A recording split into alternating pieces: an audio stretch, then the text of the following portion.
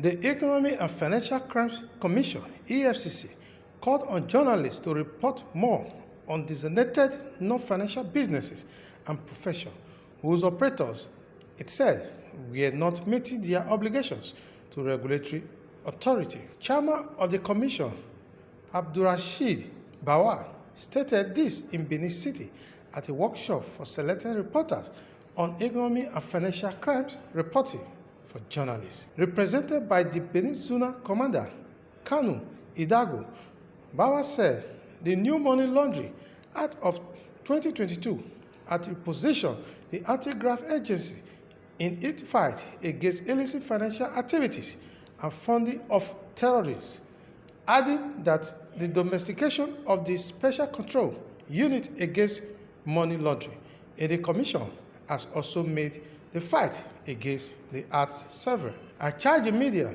to give more attention to the activities of all designated non-financial businesses and professions. This is one sector that is underreported.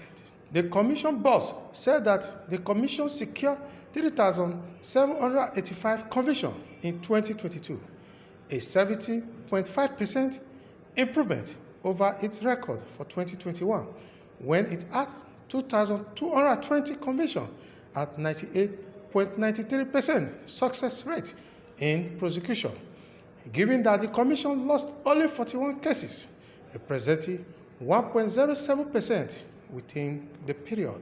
He said, over the years, the media has been one of the Commission's most critical stakeholders in the fight against corruption. Let me use this opportunity to commend the professional and patriotic efforts of the fourth estate of the realm in Bami searchlight not only on the works of the EFCC but on all shades of economic and financial crimes. I believe we are all aware of the new mechanism for the fight against money laundering practices in our nation. Prevention and Prohibition Act 2022, Proceed of Crime, Recovery and Management Act 2022, and the Terrorism Prevention and Prohibition Act 2022 are fresh legal amendments against illicit financial flows and money laundering. Over the years, the media has been one of the Commission's most critical stakeholders in the fight against corruption. Let me use this opportunity to commend the professional and patriotic efforts of the fourth estate of the realm in bringing searchlight not only on the works of the EFCC of economic and financial crimes. The robust reporting of the activities of the Commission have been quite helpful. Let me also use this opportunity to state that the EFCC remains committed to its mandate of tackling all forms of economic and financial crimes across the country. You will recall that the Commission secured 3,785 convictions in 2022, a 70.5% improvement over its record for 2021, which is 2,220, and 98.93% success rate in prosecution, given that the Commission lost only 41 cases, which represents 1.07% within the period. Of money laundering is relatively new to our legal system here in Nigeria compared to other jurisdictions such as the United States, the United Kingdom, and other jurisdictions. For instance, the United Kingdom first attempt to codify the issue of money laundering was first when it enacted its Proceed of Crime Act of 2002.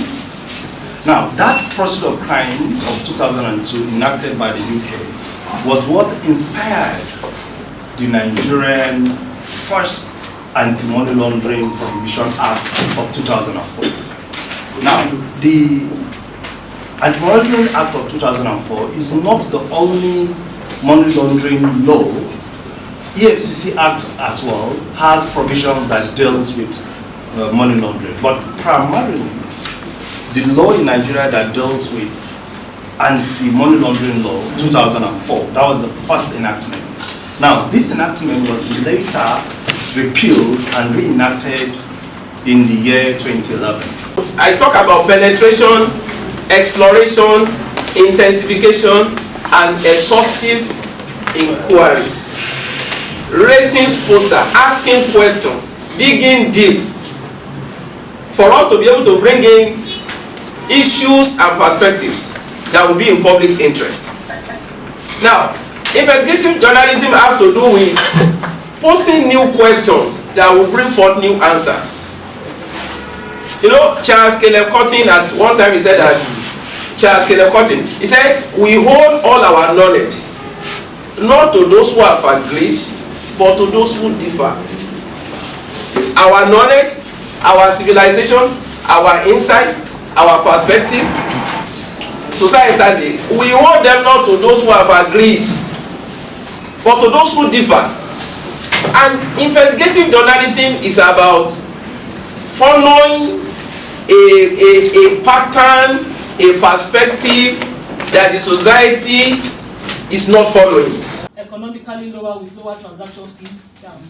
We believe that the digital payment system, in as much as a lot of people still complain, they debited me, they did this one, they collected transfer fee, is still much lower and more cost effective than cash transaction. Faster, easier, and more convenient. So irrespective of all the difficulties we experience with the digital payment system, there are a lot of benefits. In fact, these are the challenges. Digital payment systems, which include e-commerce, e-payment, digital wallets, etc., have changed the way people all over the world, including Nigeria, transact today. There are so many benefits to the rise of online payments and gateway, but alongside the good, the digital transactions, there are some dangers as well. One of the biggest threats is fraud, like I said. Online shopping, there's fraud. Bank transfer, there's fraud. A lot of things you are doing on the internet, the environment is the internet, there's fraud. Like for example, opportunities for fraud also arise because of digital payment. Osunde Mansi reporting from Kuseda TV News, Benin.